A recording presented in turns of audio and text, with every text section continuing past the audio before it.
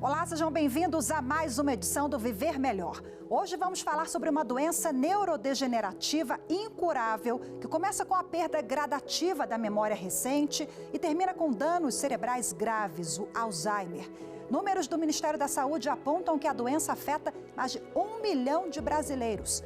100 mil novos casos são diagnosticados a cada ano. Mas antes da gente entender melhor os sintomas, como tratar ou adiar o aparecimento da doença, conheça agora a história da dona Paulinha. Pelas redes sociais, a filha dela, Rebeca, compartilha o dia a dia com a mãe, oferece apoio às famílias de outros pacientes com Alzheimer e mostra que amor, leveza, paciência, empatia são fundamentais para o tratamento. Paula Guimarães, a Paulinha de 82 anos, foi diagnosticada com Alzheimer no fim de 2020. Uma ressonância magnética mostrou que o cérebro já estava bastante atrofiado. Eu costumo dizer, Rafaela, que essa doença, ela funciona como uns fios que eles não se desconectaram ainda, pelo menos até a fase moderada da doença. Esses fios, eles continuam ali, eles não estão intactos, mas eles estão desencapados. E aí, o que acontece? Ora esse fio se desconecta e ora ele conecta. O que a senhora está vendo lá embaixo? Me mostra. Ele rapaz ali inteiro. Cadê? Esperando que eu mande alguma coisa pra ele. Não, mas se a senhora jogar alguma coisa daqui de cima lá embaixo... Ele apanha. Não, vai machucar ele, manhã. Eu saio, eu furo essa cerca ali dentro. Aí a senhora morre. Morre não, porque de pendurada aqui, meu pé pega na outra. Eita, que delícia! Vamos banhar?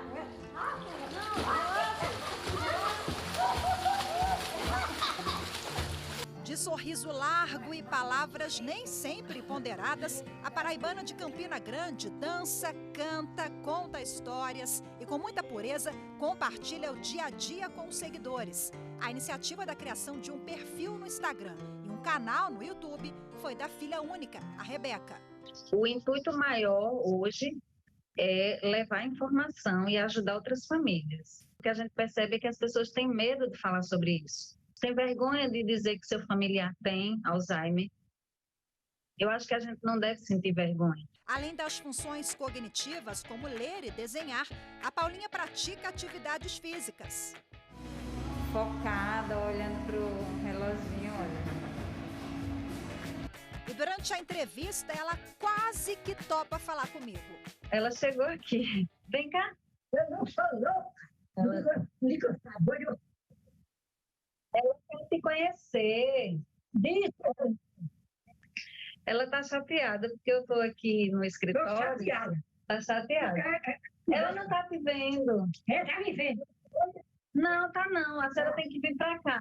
Esses acessos de raiva que ela tem, eu já me acostumei, né? Eu já consigo mudar o foco, desviar para outro assunto e aí rapidamente ela esquece. Além das dificuldades do dia a dia, a Rebeca conta que ainda precisa driblar outro problema. É o olhar do outro, é o preconceito com a doença, o preconceito com as pessoas especiais. Então, eu acho que a chave que abre a porta para a gente entrar nesse mundo e compreender e respeitar e aprender a lidar é essa, é a empatia. Meu limão, meu limoeiro, Meu pé pé de jacarandá, uma vez que do lelê, outra vez que do lalá. Um beijo para a Rebeca, para a Paulinha, que representam tantas famílias Brasil afora. E vale lembrar que grupos de apoio, como os conduzidos pela Associação Brasileira de Alzheimer, são uma grande rede de ajuda.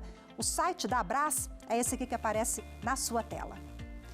Vamos acompanhar agora uma reportagem sobre como a doença age no cérebro.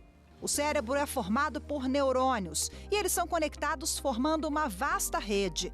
Essas conexões, conhecidas como sinapses, permitem a transmissão da informação de um neurônio para o outro. Essa comunicação se dá por impulsos elétricos e substâncias químicas que atravessam as sinapses. pequenos espaços que existem entre as células. Nos indivíduos com Alzheimer, certas alterações tóxicas fazem com que os neurônios deixem de se comunicar e morram. Mais de 100 anos depois da identificação do Alzheimer, que leva o nome do médico alemão, graças às técnicas científicas atuais, a pesquisa deu um grande salto na compreensão da doença. E para compreender melhor o Alzheimer e as suas consequências, eu converso agora com o neurologista e presidente da Associação Brasileira de Alzheimer, Dr. Rodrigo Schultz, e com a doutora Jerusa Smid, que é coordenadora do Departamento de Neurologia Cognitiva e do Envelhecimento da Academia Brasileira de Neurologia. Sejam bem-vindos, muito obrigada pela participação de vocês. Eu vou começar com a doutora Jerusa. Doutora, por gentileza, explica para a gente como o Alzheimer age no cérebro, quais as mudanças que ocorrem e quais as principais funções que são afetadas. Obrigada pelo convite. Então, a doença de Alzheimer é uma doença degenerativa, né? Uma das principais doenças degenerativas do sistema nervoso central do cérebro. E ela acomete, o que acontece na doença de Alzheimer é uma alteração em algumas proteínas que nós temos no nosso cérebro. Na doença de Alzheimer, 2 proteínas são alteradas, a proteína beta-amiloide e a proteína tau, que sofre o que a gente chama de hiperfosforilação. Então, essas proteínas começam a se acumular de uma forma anormal, uma forma que a gente chama patogênica, que leva à doença em determinados locais. E esse acúmulo, então, acaba com a morte dos neurônios de determinadas regiões. Uma região que é comprometida muito no início da doença é a região que nós chamamos de hipocampo. Os hipocampos são os nossos portais da memória. A gente precisa dos hipocampos para formar novas memórias. Isso que o paciente com doença de Alzheimer, na imensa maioria dos casos, tem como manifestação inicial uma dificuldade de formar novas memórias. O indivíduo não é capaz de aprender novas memórias. Então, o indivíduo, por exemplo, não se lembra o que comeu no dia anterior, o que aconteceu na semana passada, justamente porque esse portal das memórias do nosso cérebro está doente. Doutor Rodrigo, qual a diferença entre Alzheimer e a demência? Olá, agradeço antes de mais nada o convite, a oportunidade. O Alzheimer é um tipo de demência, a mais prevalente, a mais comum, correspondendo a 50% a 60% dos casos. Falamos sempre muito mais da doença de Alzheimer, justamente por ser a mais prevalente, mas é sempre bom lembrarmos que há muitas outras etiologias, muitos outros diagnósticos a serem feitos. Doutor Rodrigo, a doutora Jerusa já chamou a atenção aqui para aquelas falhas de memória, né? Quando elas começam a ser realmente um indício de demência ou Alzheimer? Porque as pessoas confundem um pouco ou a família pode deixar para lá, achar que é coisa da idade. Justamente essa diferenciação entre o envelhecimento normal e o que é já uma manifestação da doença de Alzheimer é algo realmente difícil, é uma linha muito tênue. O que é importante de pensar, de lembrar, de alertar as pessoas é quando aquela ocasião, aquela circunstância, aquele momento, época em que ele começa a ter uma dificuldade que ele não tinha antes. Então, a pessoa começa a ter alguma interferência no dia a dia, alguma mudança houve. Essa diferenciação, como eu disse, é difícil, mas a mudança chama a atenção para, alguma coisa está acontecendo. Se ele era assim, agia assim, tinha talvez algum tipo de esquecimento, mas mudou. Eu gostaria de lembrar também os distúrbios de comportamento, porque depressão, ansiedade, distúrbios do sono podem ser sintomas iniciais de uma demência. Então, a mudança com alguma interferência, isso não acontecia, passou a acontecer, é um sinal de alerta. Lembrando, como a doutora Jerusa disse, que na maioria das vezes o que se inicia é esse comprometimento de memória para fatos recentes. Doutora Jerusa, há também uma alteração no humor, no comportamento, na personalidade? Sim, então, como o doutor Rodrigo falou, né, quadros de depressão e ansiedade podem e frequentemente acompanham o quadro que a gente chama cognitivo, que é a dificuldade de memória, às vezes uma dificuldade em encontrar palavras, por exemplo, e às vezes podem ser sintomas que a gente chama prodrômicos, que são muito iniciais na doença e que com o passar do tempo, ficam claros que esses sintomas eram o início da doença de Alzheimer.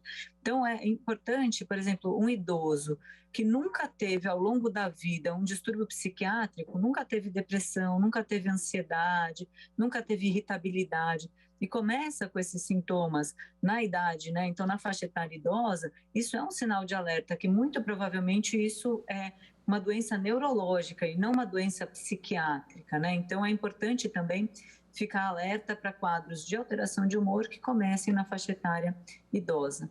E agora eu vou pedir licença para vocês agora, porque eu quero compartilhar mais uma reportagem sobre o primeiro caso documentado de Alzheimer, que foi há pouco mais de 100 anos. Vamos ver. A doença de Alzheimer foi descrita pela primeira vez na medicina em 1906 por um psiquiatra alemão chamado Alois Alzheimer.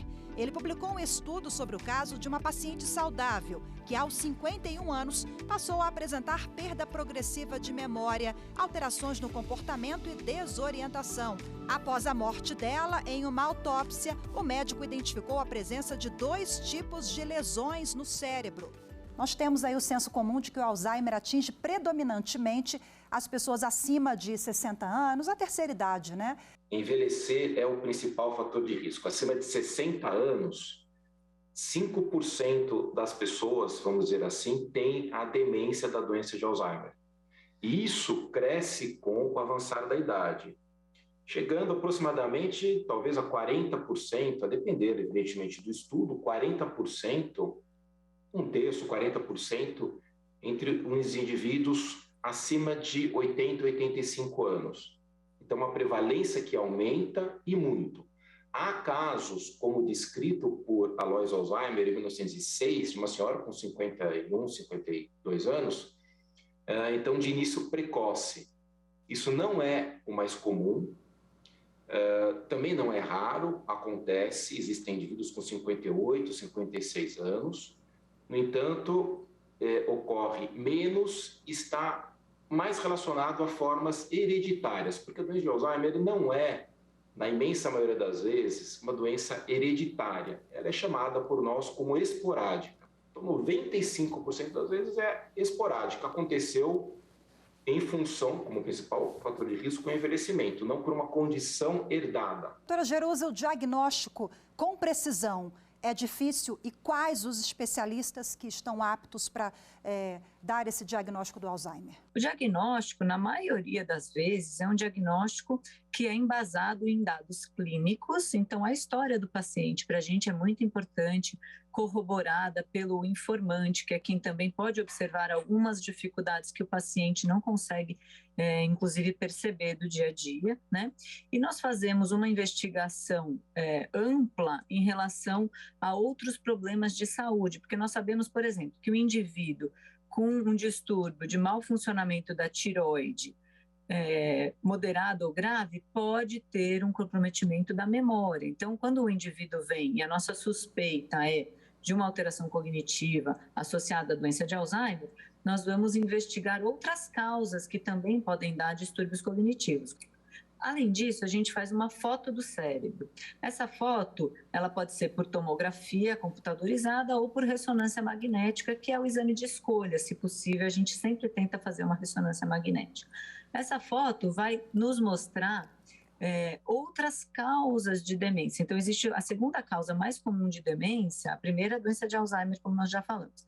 A segunda se chama demência vascular, que é a demência que ocorre secundária a insultos vasculares, que a gente chama popularmente de derrame. Doutor Rodrigo, a gente sabe que o Alzheimer, assim como a demência, atinge não só o paciente, como toda a família, né? A revelação diagnóstica que ocorre para a família é difícil para o profissional e, evidentemente, para todos que estão na sala, que estão ouvindo, que estão recebendo.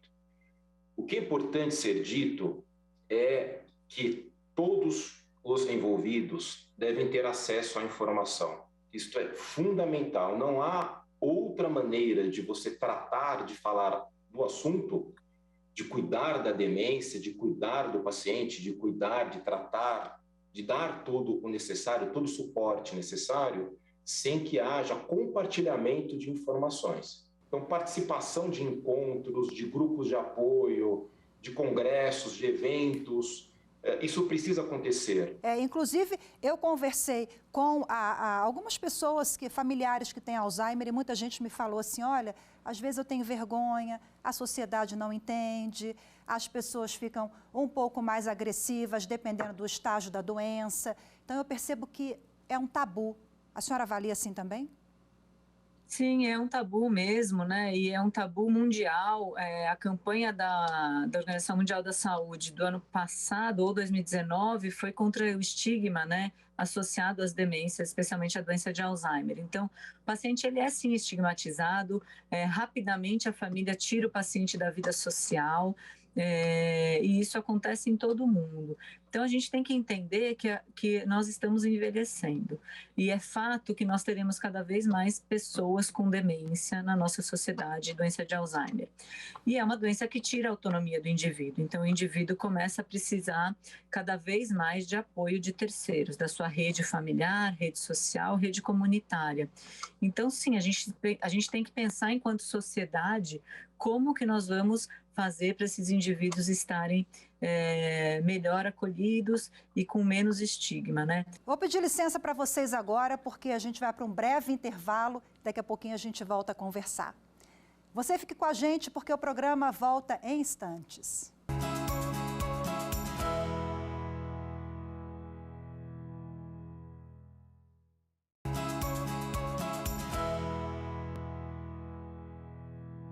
O Viver Melhor está de volta e hoje fala sobre o Alzheimer, uma doença irreversível que atinge pacientes e familiares. Compromete gradativamente a memória e a cognição, as questões motoras e, no estágio mais avançado, mostra a sua face mais cruel, que é quando a pessoa se torna dependente e precisa de cuidados imediatos o tempo todo. Mas a boa notícia é que, com os avanços da medicina, os pacientes estão tendo uma sobrevida maior e qualidade de vida, mesmo na fase mais grave da doença. E falando em ciência, um estudo de pesquisadores israelenses aponta ainda que, nos casos leves de Alzheimer, uma terapia com oxigênio pode frear ou mesmo reverter a doença. Vamos acompanhar.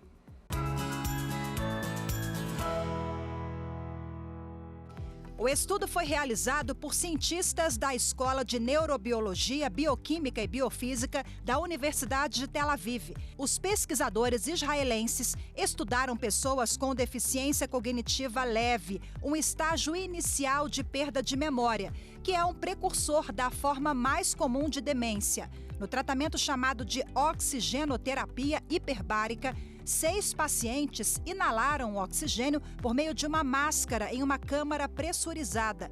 Os sintomas melhoraram depois de 5 tratamentos de 90 minutos de oxigênio por semana durante 3 meses.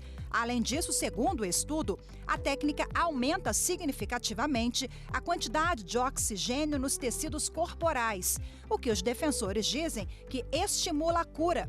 Os especialistas acreditam que a terapia funciona alterando a estrutura dos vasos no cérebro e aumenta o fluxo sanguíneo.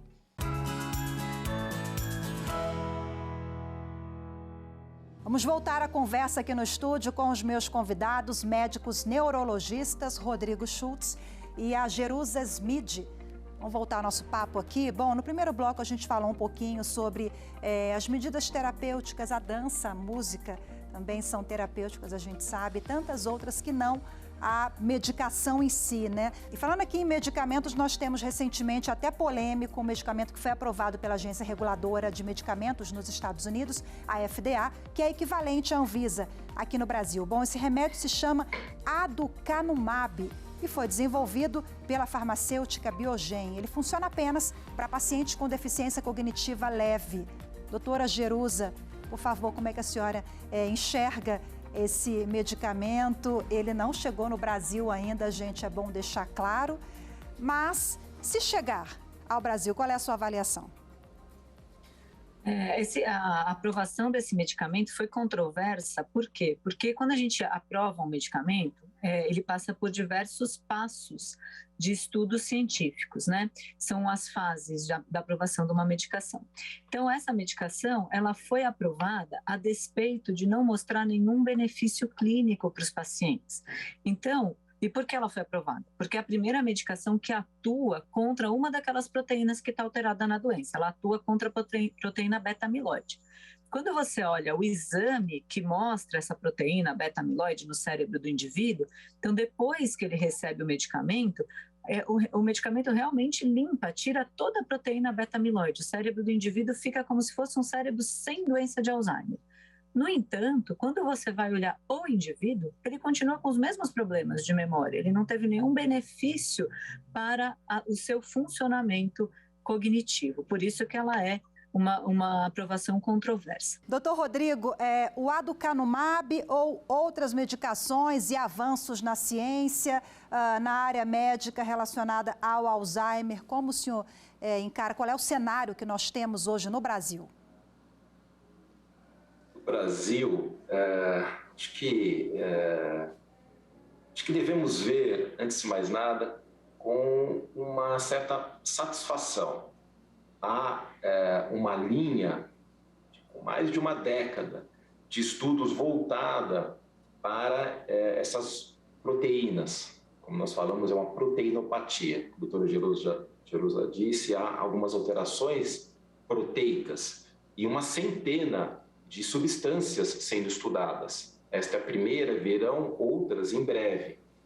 Sendo a primeira, claro que há uma dificuldade maior, sem dúvida pode haver um efeito, esperamos algo melhor do que isto, mas é um início, uma mudança no tratamento e por isso que eu acho que deve ser visto com satisfação.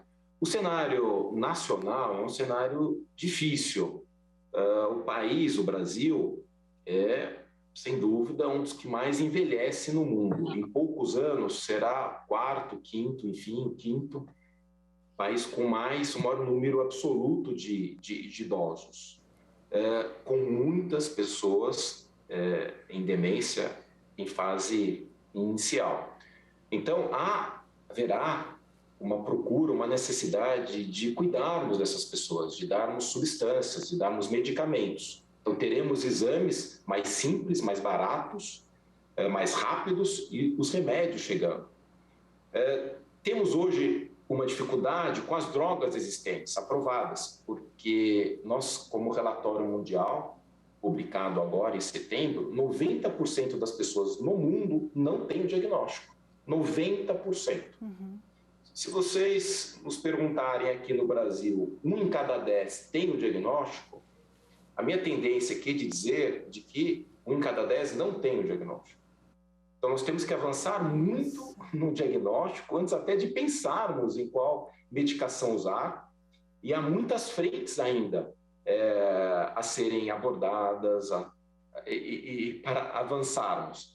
Mas é um cenário difícil, custoso, e com número elevado, número de acima de milhões de pessoas, talvez, precisando de um tratamento desse. Doutora Jerusa, como prolongar o aparecimento da doença? Então, postergar, né? Deixar lá para frente, né? A gente fala, ao invés de eu ter a doença aos 70, se eu puder ter aos 80, melhor, né? Eu tenho 10 anos a mais de autonomia, né? E a gente sabe que isso é possível. São as medidas que a gente fala de prevenção, né? As medidas de prevenção, a gente pensa assim, tudo que você lembrar que é bom para o coração, é bom para o cérebro também. Então, parar de fumar, cuidar da pressão alta, cuidar do diabetes, cuidar do colesterol alto, fazer atividade física aeróbica regular é importante. Então, são medidas que vão te ajudar a postergar o surgimento da doença. Além disso, a gente tem trabalhos mostrando que a dieta do Mediterrâneo, que é uma dieta mais rica em vegetais, peixe, frutas, azeite, é uma dieta que também tem um papel de prevenção e também a prevenção no âmbito da socialização do paciente. O paciente não pode ser um paciente sem interação social, né? Isso é ruim para o cérebro. É fundamental realmente falarmos de prevenção. Muitas pessoas pensam em tomar alguma coisa, eu tomo isso, eu tomo aquilo, o que precisa? Há até à disposição muitas substâncias que dizem que pode ajudar, mas não há comprovação disso. E as pessoas continuam usando. O que você deve fazer? Mudar seus hábitos ou ter bons hábitos. Mas desde a infância.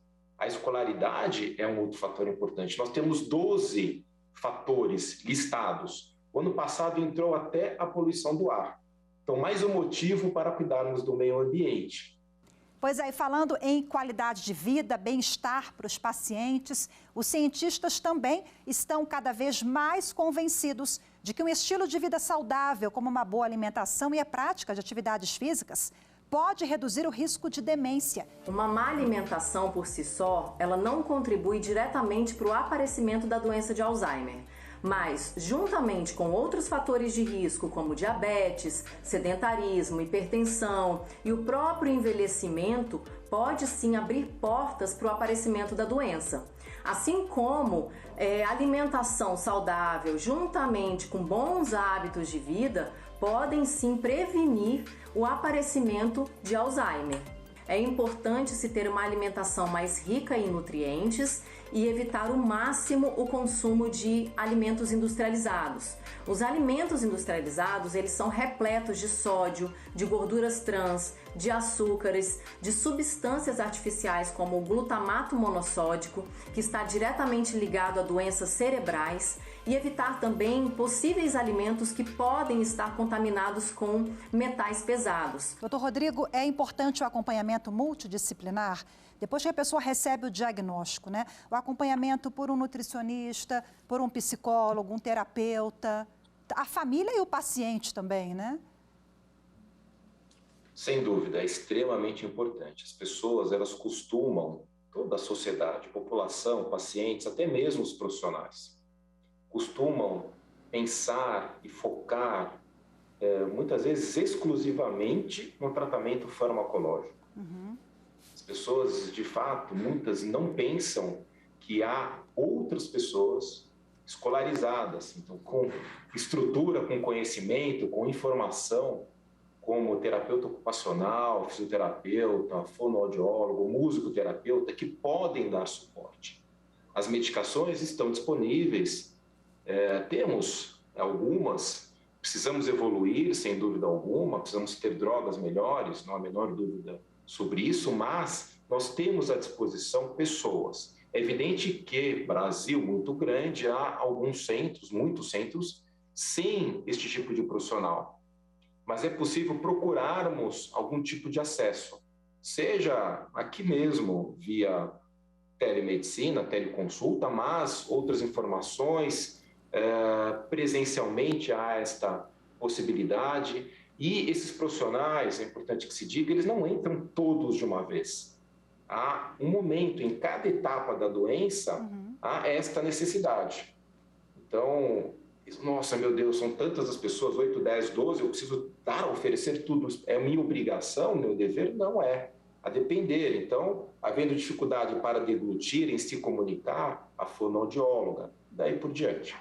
Quero agradecer demais a participação do Dr. Rodrigo Schultz, doutora Jerusa Smid, muito obrigada mais uma vez.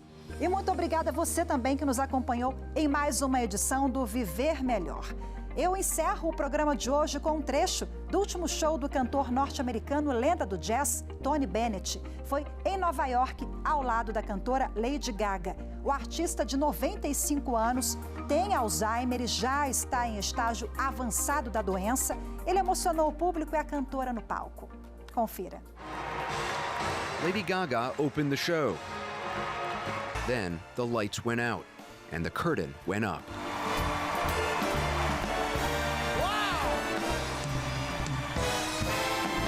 Well, once he saw the audience, and and he raises his hands, I knew we were all right, because he became himself. He just turned on. It was like a light switch. Let someone start believing in you. Let him hold out his hand.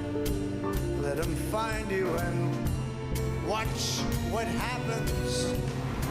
Stepping out with my baby can't go wrong, 'cause I'm in right. Ask me, when will that day be? The big day may be tonight. This is all I ask. There may have been a few missteps, but the crowd didn't care. It was Tony's night, and the old crooner was in command. What a great audience. When it came time for Lady Gaga to join him for some final duets, listen to what Tony said as she appeared on stage. Hey, Tony. Lady Gaga!